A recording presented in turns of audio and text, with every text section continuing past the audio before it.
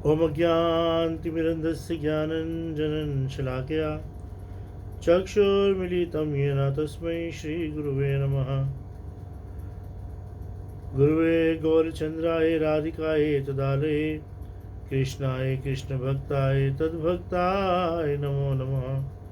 जय श्री कृष्ण चैतन्य प्रभु नित्यानंद श्री अद्वैत गदाधर श्रीवासादि गौर भक्तवृंदा। हरे कृष्णा कृष्णा कृष्णा हरे हरे, हरे राम राम राम हरे हरे। वाञ्छकल्पतरुभ्यश्च कृपा सिन्धुभव एव च पतितानां पावनेभ्यो वैष्णवेभ्यो नमो नमः। बहुत सारे डिवोटीज़ का रिक्वेस्ट था कि रघुनाथ प्रभु प्लीज़ बताइए कि अब की बार जो ग्रहण पड़ रहा है उसमें क्या करना है क्या नहीं करना। तो मैंने हर किसी को बार बार रिपीट करने से अच्छा है, मैंने सोचा कि क्यों ना एक छोटी सी वीडियो रिकॉर्ड कर दी जाए और उस वीडियो को रिकॉर्ड करके हम उसको अपलोड कर दें ताकि जो भी इन्फॉर्मेशन चाहिए वो ना अभी के लिए ही नहीं बल्कि आगे चल के भविष्य में जितने भी ग्रहण आते हैं उसके लिए भी यूज़फुल रहेगी। जो ये ग्रहण है अब की बार जो दिख रहा है उसमें पहले तो ग्रहण के बारे में जान लेते हैं कि सूर्य ग्रहण और चंद्र ग्रहण दो तरीके के ग्रहण होते हैं। अब ये क्या होते हैं तो हम सब बचपन से स्कूल में पढ़ते आ रहे हैं और आप अगर जाओगे तो यूट्यूब पे जाके इसको चेक भी कर सकते हो किस तरीके से पृथ्वी चंद्रमा के बीच में पृथ्वी आ जाना, सूर्य और चंद्रमा के बीच में, कभी सूर्य और पृथ्वी के बीच में चंद्रमा का आ जाना, इस तरीके से ग्रहण होते जाते हैं। तो ये जो ग्रहण आपके पास सूर्य ग्रहण है, देखो जो मटेरियलिस्टिक लोग होते हैं ना उनके लिए जो ग्रहण होता है वो एक तरीके से आदि भौतिक कलेश है। लेकिन अगर हम देखें तो ये एक आदि दैविक कलेश भी है, क्योंकि हम देखते हैं कि जितने भी हमारे हम लोग जानते हैं कि जितने भी एलिमेंट्स इन्वॉल्व हैं, चाहे हम वो चंद्रमा की बात करें या चाहे हम वो सूर्य की बात करें या हम पृथ्वी की बात करें एक ग्रहण के अंदर, तो वो तीनों के तीनों ही हमारे लिए वर्शिपेबल डीटीज़ हैं। चंद्रमा को भी हम देवता मानते हैं, सूर्य को भी देवता मानते हैं, और पृथ्वी भी हमारी मदर अर्थ की तरह हम पृथ्वी को कंसिडर करते हैं। तो और हम लोग सब कहानी जानते हैं कि किस तरीके से जब ये समुद्र मंथन हो रहा था तो समुद्र मंथन में से जब अमृत निकला और सभी देवताओं को अमृत बांटा जा रहा था तो राहु किस तरीके से वहाँ जाके बैठ गया, और जब राहु बैठ गया वहाँ पे तो राहु को भी अमृत मिल गया। अब वो राहु को अमृत मिल गया तो सूर्य ने देख लिया कि अमृत जो है इसे पी लिया है, तो सूर्य ने जाके भगवान को बताया, भगवान ने उसको चक्र से काट दिया। तो राहु और केतु दो पार्ट हो गए, लेकिन बिकॉज वो अमृत पी चुके थे तो वो एक तरीके से अमर हो गए। तो भी इसलिए राहु देखो, राहु और केतु चाहे बेशक वो राक्षस हैं लेकिन फिर भी उनको उनको एक तरीके से देवताओं की तरफ पूजा जाता है। तो सी एक हमारे पास टीचिंग भी है यहाँ पर कि अगर हम लोग सभ्य लोगों के साथ या भगवान के भक्तों के बीच में रहते हैं तो अगर हमारी प्रवृत्ति राक्षसों वाली होगी तो भी हम लोग भगवान के भक्ति कंसिडर किए जाएंगे, राइट। सूर्य पर या चंद्रमा पर जो छाया है या पृथ्वी पर जो छाया है ये एक अशुभ कार्य है, हमको इस बात को समझना पड़ेगा। और अशुभ कार्य है और ये एक अशुभ संकेत भी है।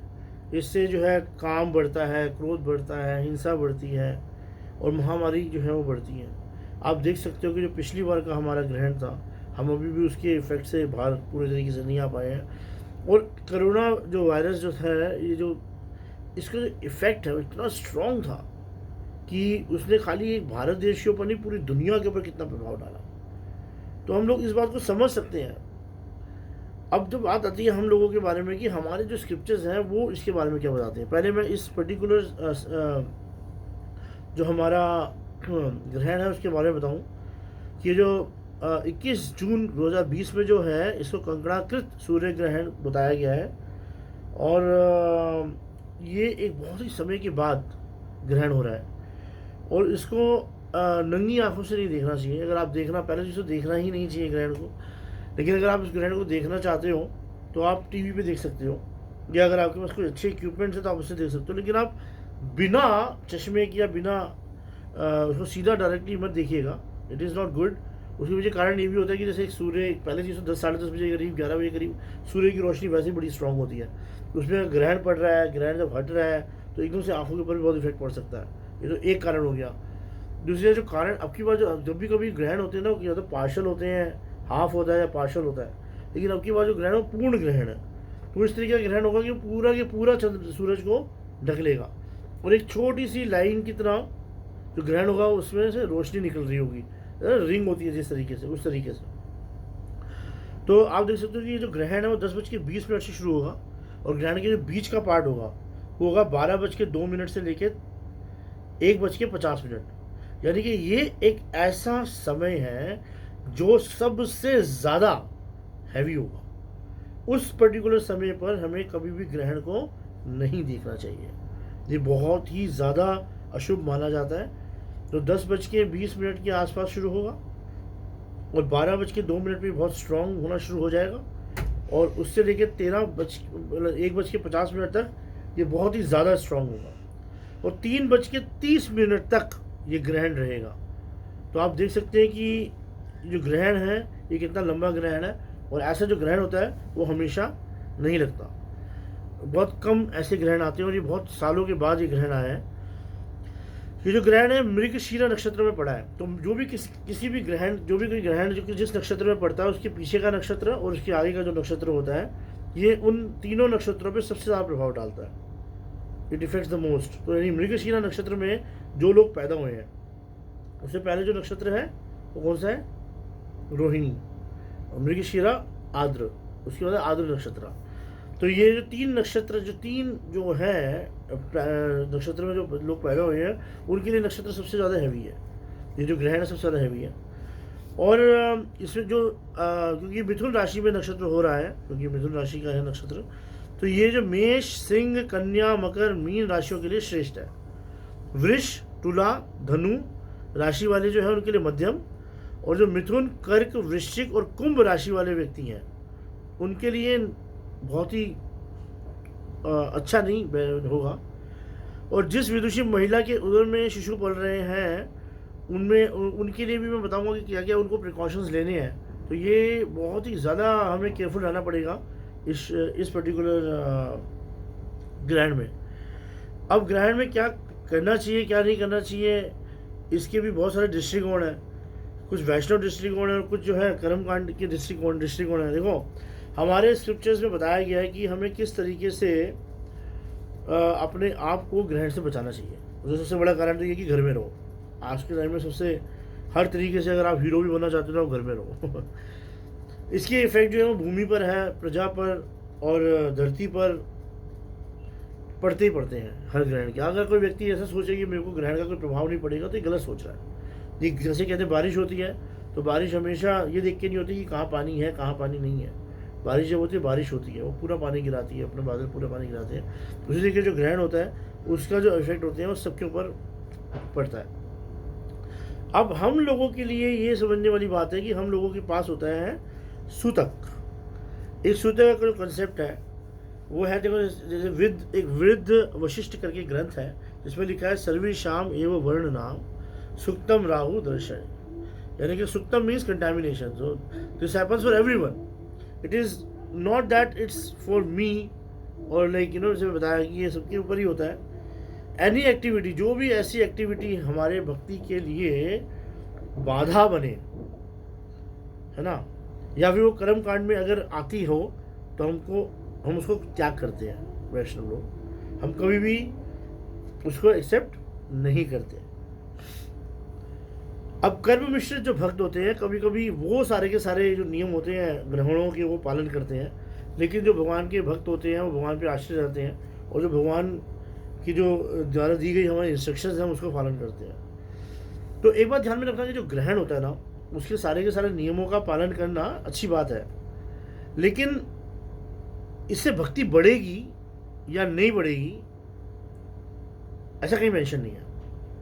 लाइक हम एक कहानी जानते हैं कि किस तरीके से एक व्यक्ति था जो कि एक बेल के पेड़ पे चढ़ गया, उसके नीचे शिवलिंग का शिवलिंग था। अब क्या हुआ, बारिश होनी शुरू हुई, शिवरात्रि का दिन था, वो भूखा प्यासा अपने आप को बचाने के लिए ऊपर बैठा हुआ था पेड़ के।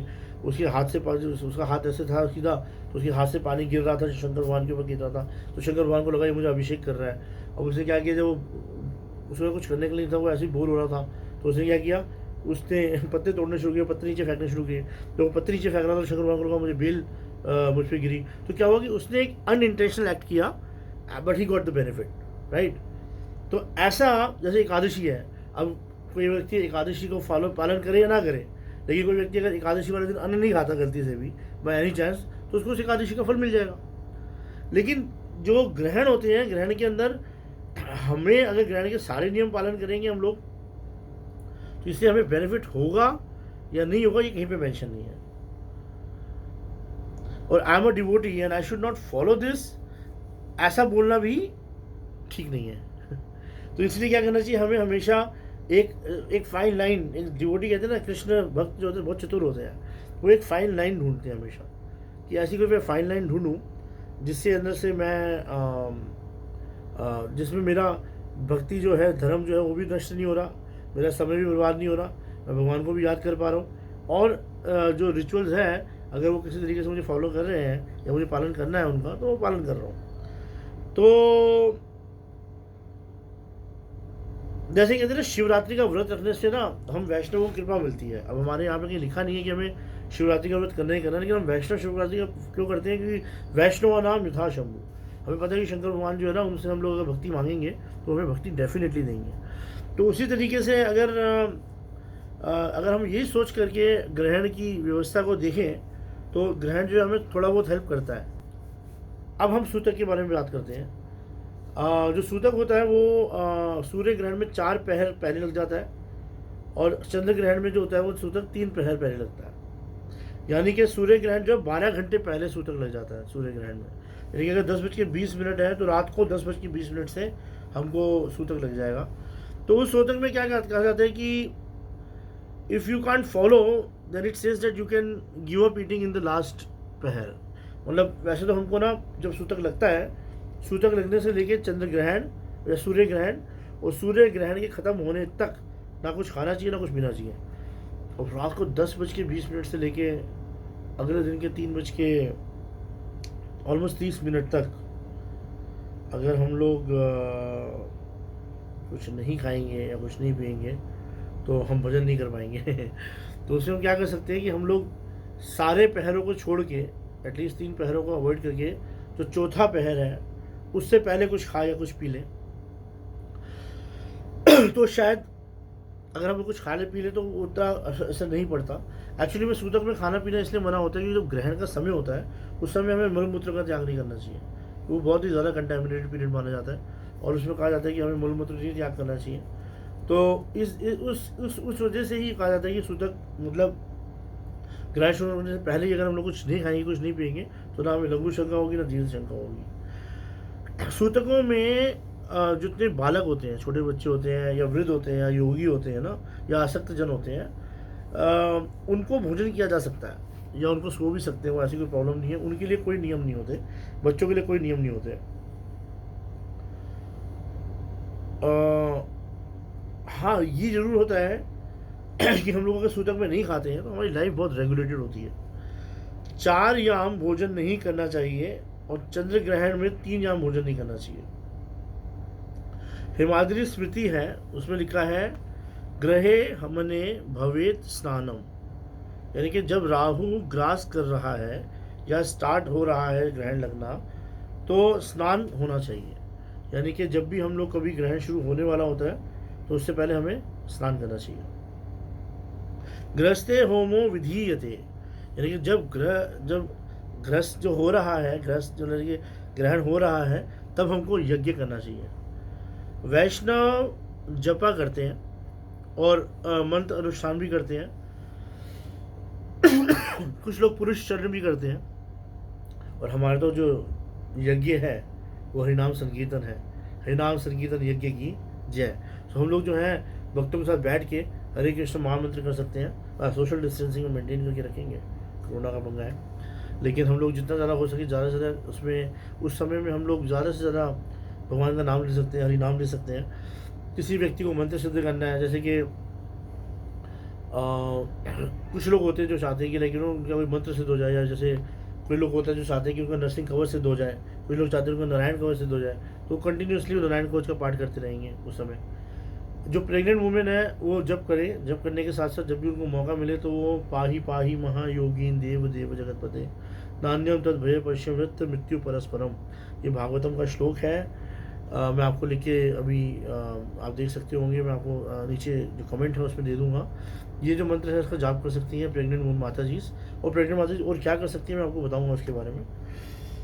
मुच्चे मने भवेत दानम, यानी कि जब राहु जो मुक्त कर रहा होता है अपने ग्रह को, यानी कि जो ग्रहणांत का जो समय आया है 1:50 के बाद का जो समय है ना, जब वो हो रहा हो तब हमको दान देना चाहिए। एंड मुक्ते स्नानम विधीयते, यानी कि जैसे ही ये मुक्त होता है तो उसे हमें पूरा दोबारा स्नान करना चाहिए उन्हीं वस्त्रों में जो वस्त्र हमने पहने हैं। तो ग्रसे मने भवेत स्नानम, गृहस्थे होमो विधीयते, मुंच ये मने भवेत दानम, मुक्ते स्नानम विधीयते, यानी कि पहले शुरू होने से पहले हमें स्नान करके बैठना चाहिए। जब वो चल रहा है तो उस समय हमें जप करना चाहिए या हरिनाम कीर्तन करना चाहिए, यज्ञ करना चाहिए। जब हम लोगों का वो जो है बीच का समय हो, जब वो ख़त्म होने का समय आ जाए तो उस समय हमें दान करना चाहिए। अगर आप बाहर नहीं जा सकते, दान नहीं कर सकते, तो आप अपने मन में संकल्प लेके या फिर उन चीज़ों को निकाल के रख सकते हैं और बाद में आप स्नान करके भी दे सकते हैं। तो स्नान, होम, दान और स्नान, ये एक तरीके से बर्गर फिलॉसफी है कि आपको स्नान करना है, फिर बीच में आपने टिक्की डालनी है होमा की, बीच में टिक्की डालनी है दान की, और उसके बाद फिर दोबारा से आपको बर्गर बंद करना है स्नान का, दो बार स्नान करना है। तो पहला जो स्नान होता था वैदिक विधि के साथ होना चाहिए, जो कपड़े पहने हैं ना उसी में स्नान करना चाहिए। जो मतलब पहला स्नान जो होता है वो वैदिक विधि से होता है, लेकिन दूसरा जो स्नान होता है उसमें ऐसी कोई पद्धति नहीं लिखी कि किस तरीके से आपको स्नान करना है। अगर आप नदी के पास हो तो नदी में जाके स्नान कर सकते हैं। ब्रह्म वैवर्त पुराण के अनुसार जो आप अर्चनम कर सकते हैं, मतलब ऐसा कहा जाता है कि मंदिरों के सारे पट बंद हो जाते हैं या कुछ होता है, लेकिन ब्रह्म वैवर्त पुराण स्नानम शांत उपराधो मध्य होमा सुरर्चनम, उसने लिखा है मध्य होमा सुरर्चनम, यानी कि अर्चनम भी हो सकता है। तो व्यवहारिक विरोध है कि नारी सरोवर, जैसे मैंने कहा जाता है ना कि इस समय क्या होता है नदी या सरोवर में ग्रहण का जो बेनिफिट होता है वो ज़्यादा होता है। तो ऐसा कुछ होगा तो होगा कि लोग जो होते होंगे अपने मंदिरों के पट को बंद करके जाके जो नदी या फिर सरोवर जो होते थे उनमें जाके भजन कर रहे होते थे। तो उस केस में क्या होता था, मंदिर में कोई व्यक्ति होता नहीं था जो मंदिर की पूजा करे। तो उसके बाद क्या करते थे, ब्राह्मण अपने स्नान करने के बाद दोबारा जाते थे और मंदिर के पट को खोल के फिर भगवान को सबको स्नान कराते थे और उसके बाद फिर दोबारा से भगवान की पूजा करते थे। तो ऐसा हो सकता था, लेकिन हम लोग क्या करते हैं, हम लोग सुबह सुबह स्नान करा देंगे, सबको करा सकते हैं। स्नान कराने के बाद हम लोग क्या कर सकते हैं कि भगवान को कुछ अच्छे से भोग रख के पट बंद कर दें, दर्शन बंद कर दें, और जब ये ग्रहण खत्म होगा तो उसके बाद तो फिर खाना दोबारा से बनेगा, क्योंकि जो भी अन्न होता है, कहा जाता है कि मैं बताऊंगा इसके बारे में भी, कि जो अन्न होता है उसको तो फेंक देना चाहिए। जो भी अन्न पहले कुक हो रखा हो ग्रहण लगने से, तो उसका हम कभी भी उसको नहीं लेते हैं। लेकिन अगर हाँ वो कृष्ण महाप्रसाद है तो फिर आप थोड़ा ना फेंकोगे, कृष्ण महाप्रसाद है वो, तो उसमें तुलसी ऑलरेडी रखी हुई है। तो कुछ लोग ऐसा करते थे कि उसमें शालिग्राम जो है वो लेके जाते थे अपने साथ, और जब ग्रहण खत्म होता था तो वहीं पर स्नान करने के बाद वो शालिग्राम की पूजा भी नदी के किनारे ही कर लिया करते थे। तो इस तरीके से होता था। तो कहते हैं गंगा स्नान में कोटि गायें दान करने का फल मिलता है। यदि गंगा नहीं है तो भी पवित्र नदी में स्नान करने से, या किसी भी झरने या फिर कुंड में या फिर किसी भी सरोवर में स्नान करने से, वहाँ का जल लेके स्नान करने से हमें सेम उसी का फल मिलता है। और हम वैष्णव में हम लोग जो भी एक्टिविटीज़ करते हैं हम लोग किसी भी बेनिफिट के लिए नहीं करते हैं। मेद तिथि अरनलम प्रजस्तमम दधी स्नेह जिपाचितम, मेद तिथि में लिखा है मणिके स्तोत्रकम चैव दुष्टेत राहु सुक्ते, यानी कि कांजी जैसी चीज़ या तेल या घी में पकाया हुआ जो भोजन होता है ना, वो फिर भी कहीं ना कहीं शुद्ध रहता है। मणि माया पात्र में जल रखा हो तो अपवित्र नहीं होता। मणिमय पात्र में, यानी कि किसी ऐसे पात्र में, तांबे पीतल में, उसमें अगर मणि रखी हो, लेकिन पानी में पकाया हुआ जो भोजन होता है वो हमेशा निषेध होता है, उसको फेंक देना चाहिए। तो हम लोग क्या कर सकते हैं कि हम लोग कुशा ग्रास ला सकते हैं। हम लोग कुशा की ग्रास जो है वो तोड़ के सब चीज़ों में डाल सकते हैं। या हम वैष्णव हैं, हम लोग तुलसी में ज़्यादा निर्भर रहते हैं, तो हम तुलसी जो है वो हर जगह डाल सकते हैं, आटे वगैरह में, हर जगह पर, ताकि वो सब अशुद्ध जो है अशुद्ध ना हो, शुद्ध रहे। अगर आपने इस ग्रहण की मुक्ति के समय स्नान नहीं किया तो अगले ग्रहण तक आप अशुद्ध रहते हैं। ये एक बहुत बड़ा फैक्टर है कि द मोमेंट ग्रहण is getting over you have to take bath immediately. If you have not bathed, then you will be, till the next ग्रहण will come, you will be contaminated. And this should be follow. ये बहुत ज़रूरी है follow करना. जो जैसे कुछ लोग हैं उनके घर में अभी ऑलरेडी जनन सोच है या फिर मरण सोच है या फिर माता जी इसके मेंसेस चल रहे हैं, तो वो माता जी क्या करें, तो उसमें भी ये सब नियम पालन करने चाहिए आपको. बस ये है कि आप किसी तीर्थ स्थान में जाके स्नान नहीं करते, आप अपने घर में ही स्नान कर लेते हैं.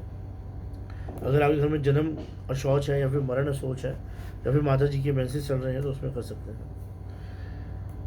पीपल कुछ लोग जो है इस समय श्राद्ध सेरेमनी भी करते हैं लोगों को, तो कुछ लोग अलग से रजिस्टरों की शांति करते हैं. दान जो है वो इस तरीके से कि सर्प के आकार का राहु बनाकर सोने का या फिर आटे का सर्प बनाकर, मतलब आप एक सांप बनाओगे आटे का और वो बनाकर आप किसी ब्राह्मण को दान करोगे, तो क्या होता है कि जो नक्षत्र होता है उसकी शांति होती है. आप अगर चाहो तो आप स्नान के बाद भी, मैंने बताया कि स्नान के बाद भी आप दान कर सकते हो, तो उसमें आप वस्त्र दे सकते हो, घी दे सकते हो, खाने की चीज़ें दे सकते हो अपनी कैपेबिलिटी के हिसाब से. जप का संकल्प होता है, जैसे कि मंत्र सिद्धि के लिए एक जप जो होता है उसका 1/10 जो भाग होता है, यानी कि अगर आपने 1.25 लाख जप किया किसी भी मंत्र का, तो उसका 1/10 आपको होमा करना पड़ेगा और उसका 1/10 आपको मार्जन करना पड़ेगा, और जो मार्जन होगा उसका 1/10 आपको भोजन कराना पड़ेगा वैष्णवों को. ये जो है जो आप अनुष्ठान लेते हैं उसका नियम होता है. और जो वैष्णव पक्ष है वो कहता है कि क्योंकि वैष्णव पक्ष जो है उसमें हम लोग इसको बहुत अच्छे तरीके से फॉलो करते हैं. Yes, I am absolutely right है, हम लोग इसको फॉलो करते हैं. आपने बिल्कुल ठीक सुना. इसका जो प्रमाण है वो हमें श्रीमद् भागवतम में मिलता है. श्रीमद् भागवतम में बताया गया है कि किस तरीके से सारे के सारे द्वारकावासी जो थे वो या फिर वृंदावन वासी जो थे वो सब पैदल चलकर कुरुक्षेत्र पहुंचे थे इस सूर्य ग्रहण के समय. और आप देखते हो जो सूर्य ग्रहण पड़ा था उसके बाद कितनी मृत्यु हुई थी. महाभारत का युद्ध आप सब जानते हैं. सो तत्र स्नात्वा महाभागा उपोषये सुसमाहिता ब्रह्मणे भयो दुर्धेनुर्वासः स्रग रुक्म मालिनी. यानी कि eight Samant Panchak the saintly Yadavas bathed and then observe a fast with careful attention, and afterward they presented Brahmans with the cows bedecked with garments, flower garlands and gold necklaces. So देख सकते हो यादवास जो हैं उन्होंने ब्राह्मणों को दान किया. फिर कहा जाता है राम हृदयेषु विधिवत पुनर्आप्लुते नृत्य विष्णया ददः स्व अन्नम तुजाग्रेभ्यः कृष्ण नो भक्ति अस्तुति. In accordance with scriptural injunction, यानी कि शास्त्रों के हिसाब से, the descendant of Shri they bathe once more in Lord पुरुषोत्तम्स लेक, जहाँ पे भगवान परशुराम जो थे, जो भगवान परशुराम थे उनकी जो उनका कुंड है वहाँ पे उन्होंने स्नान किया. And fed the first class Brahmans with sumptuous food all the while they prayed may we be granted devotion to Krishna. भगवान की केवल भक्ति ही मांग रहे थे. तो हमें समझ में आ गया यहाँ पे भागवतम में से कि हमें क्या करना है. ये जो एक्लिप्स का टाइम हो चाहे नॉन एक्लिप्स का टाइम हो, चाहे अच्छा हो या बुरा हो, चाहे शुभ हो या शुभ हो, हमें हर समय केवल एक ही इच्छा करनी है कि भगवान कृष्ण की हमारी भक्ति कैसे बढ़े. Then with the permission of lord स्वयं च तद अनुज्ञाता विष्णया कृष्ण देवता भुक्त्वो पविविशुः कामम स्निग्ध अचायांग्री पंग्रिशु. यानी कि then with the permission of lord Krishna their sole object of worship the Vrishni ate breakfast and sat down at their leisure beneath tree that gave cooling shades. यानी कि दान करने के बाद, भगवान कृष्ण की परमिशन लेने के बाद, वो सारे के सारे अपनी अपनी जगह पे बैठ गए. तो आप देख सकते हैं किस तरीके से जो यादवास थे और जो हमारे ब्रजवासी थे, और हम तो ब्रजवासियों को तो हम तो भैया पालन करना ही है, चाहे यादवों को पालन करें ना करें, ब्रजवासी को तो पालन करना ही है। ब्रजवासी भी ऑल द वे वृंदावन से कुरुक्षेत्र गए थे चलते हुए, हमें कहीं जाने की ज़रूरत नहीं है, हम तो वृंदावन में बैठे हुए हैं। लेकिन आप जहाँ पर भी हो, आप भी वहीं पर बैठे रहो, क्योंकि कोरोना चल रहा है। लेकिन आपसे रिक्वेस्ट है कि आप सब लोग जो है इस ग्रहण को बहुत सीरियसली लें। अब नाउ जैसे सूतक की बात आ गई, हमने डिस्कस कर लिया ऑलरेडी कि सूतक में हमें क्या करना चाहिए, क्या नहीं करना चाहिए। बाकी ग्रहण में क्या करना चाहिए हमें, कि ग्रहण के जन्य दूषित समय को स्वाध्याय, हमें स्वाध्याय करना चाहिए, बुक पढ़ना चाहिए। जरूरी नहीं कि जप ही करते रहो, अगर आपको जप नहीं करना, आपको कीर्तन नहीं करना, वैसे तो आप साथ में कुछ पढ़ भी सकते हो, तो भगवत भजन कर सकते हो, कीर्तन कर सकते हो, स्मरणादि में व्यतीत करना चाहिए। और ग्रहण आरंभ से पहले स्नान हमने जैसे बता चुके हैं इस तरीके से। और जब ग्रहण के खत्म होता है, जब हम स्नान करते हैं, तो हमें शुद्ध वस्त्र पहनने चाहिए। देव दर्शनोपरांत कुछ खान पान लेना चाहिए, और ग्रहण काल में आलस्य, प्रमाद, मिथ्यावाद से बचे रहना चाहिए। ठीक है।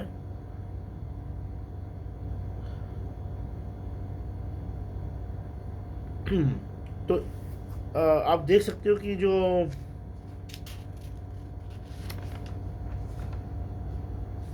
अब की बार जो ग्रहण है, ये ग्रहण Afghanistan, Algeria, Armenia, Azerbaijan, Bahrain, Bangladesh, बुहारिया, बुरुंडी, कंबोडिया, मध्य अफ्रीका, चाड, चीन, कोंगो, साइप्रस, पूर्वी Timor, Egypt, Ethiopia, Georgia, Greek, Hungary, Indonesia, Iran, Iraq, Israel, Italy, Japan, Kazakhstan, Korea, Laos, Kyrgyzstan, Libya, Madagascar Madagascar okay, Malaysia, Mongolia, Morocco, Mozambique, Myanmar, Nepal, Nigeria, Oman, Pakistan, Philippines, Romania, Qatar, रूस, Rwanda, Saudi Arabia, Somalia, Sudan, Syria, Taiwan, Tanzania and Thailand, Turkey,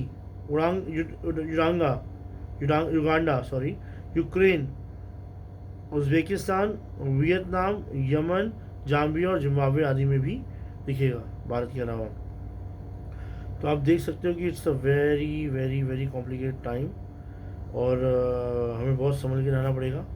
ये जो एक बार ग्रहण निकल गया तो निकल गया, इसके बाद भगवान की कृपा से हमारे पास कोई ग्रहण भविष्य में नहीं है। 14 दिसंबर को है, जो कि हमारे यहाँ नहीं है, it would be also in the western countries, but it would not be in India. उसके अलावा जो 30 नवंबर को या फिर 5 जुलाई को जो ग्रहण पड़ने वाला है, ये जो है उपछाई ग्रहण है। मैं पहले ही बता चुका हूँ, जो उपछाई ग्रहण होते हैं वो ग्रहण नहीं माना जाता शास्त्रों के हिसाब से। वो तो आजकल लोग बोलते हैं ग्रहण है, ये है, वो है, बट नहीं माना जाता। अब एक बहुत इंपॉर्टेंट बात है कि जितनी भी हमारी फीमेल माताजीज़ हैं, क्योंकि माताजीज़ जो कि प्रेग्नेंट है इस समय, उन्हें क्या क्या करना चाहिए।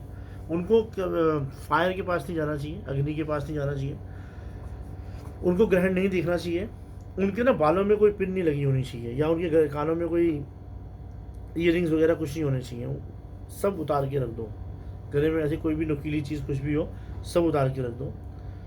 कोई वेजिटेबल्स मत कट करो, कोई आपको किसी भी तरीके का फल फल नहीं काटना। डोंट ईट और स्लीप ड्यूरिंग दिस टाइम, इस समय आपको ना तो खाना है ना सोना है। Take bath in the same cloth you are wearing, of course जो बता चुका हूँ मैं। Keep chanting Hare Krishna and Santan Gopal मंत्र। संतान गोपाल मंत्र इज देव की सुत गोविंद वासुदेव जगतपते देहि में तनियम कृष्णम त्वाम अहम शरणम गतः। और उसके अलावा आप जो एक और मंत्र बताया मैंने आपको, पाही पाही महायोगिन देव देव जगतपते नान्यम तो भय प्रत्यम मृत्यु मृत्यु परस्परम, इस मंत्र का जाप कर सकते हो। डोंट टच योर बेली, कि हाँ भाई आप पेट को बार बार हाथ लगा लगा के देख रहे हो। Sit in such a way so that you are not bending, आप इस तरीके से बैठो कि आप टेढ़े नहीं हो। And best is to lie down. क्या कर सकते हो आप, 2 या 3 रजाइयाँ लगा के या फिर कंबल लगा के या कुछ लगा के, you can take a very nice support and then you are not bending also and you are lying down also very comfortably. ठीक है, इससे आप बहुत कंफर्टेबल रहेंगे। डोंट ईट और ड्रिंक इस समय, और don't use toilet during the eclipse. जब इस टाइम में कोशिश करो कि आप इसको अवॉइड करो। जिस तरीके से बताया कि आप एक गेरू करके एक पत्थर आता है, गेरू करके एक पत्थर होता है जो पंसारी दुकान में मिल जाता है, अदरवाइज नहीं मिलता तो एक ब्रिक ले लो आप, ब्रिक लेके आप उसको ना घिस लो किसी पत्थर पे, और जो लाल रंग है ना उसको पेट पे लगा लो। That is very good for the protection of the baby. क्योंकि जो ईंट होती है वही पत्थर से ही बनती है, बट गेरू अगर मिल जाए पत्थर, तो गेरू को घिस के अगर उसको पेट पे लगाया तो इट्स वेरी ऑस्पिशियस। और जो भी ग्रेन्स हमने बनाए थे एक्लिप्स से पहले, उनको फेंक देना चाहिए, जो हमने ऑलरेडी डिस्कस करा है. So that's all. I wanted to be very specific. I didn't want to take so long, but I think ये वीडियो ऑलरेडी आधे घंटे की हो गई है. So I'm so sorry. I hope it was informative enough. If you have any questions, you can write me on my email address. It's Raghunath, RAGHUNAATH Raghunath Das. So Raghunath में नाथ में NAATH DAS Raghunath Das @gmail.com. No dot, nothing. Hare Krishna.